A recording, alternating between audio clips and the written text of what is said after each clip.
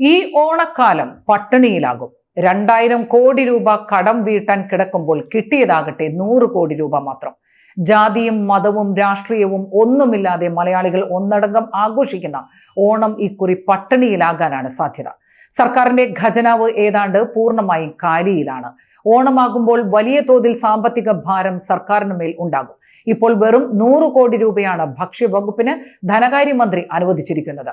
2000 കോടിയോളം രൂപ പലയിടങ്ങളിൽ കൊടുത്തു തീർക്കാനുള്ള സാഹചര്യത്തിലാണ് 100 കോടി രൂപ മാത്രം സിവിൽ സപ്ലൈസ് അടക്കമുള്ള ഭക്ഷ്യവകുപ്പിന് സർക്കാർ അനുവദിച്ചിരിക്കുന്നത്.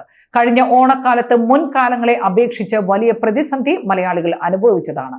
ഓണക്കാല ചന്തകളും IRDP മേളകളും വഴി സാധാരണ ജനങ്ങൾക്ക് കുറഞ്ഞ വിലയ്ക്ക് ഓണസാധനങ്ങൾ വിതരണം ചെയ്തിരുന്ന ഒരു കാലമുണ്ടായിരുന്നു. വലിയ പ്രതിഷേധങ്ങൾ ഉയർന്നപ്പോൾ വഴിപാട് പോലെ തിരുവനന്തപുരം, കൊച്ചി, കോഴിക്കോട് എന്നിവിടങ്ങളിൽ മാത്രം ഓണം ഫെയർ നടത്തി സർക്കാർ തലയൂരുകയാണ് ചെയ്തത്.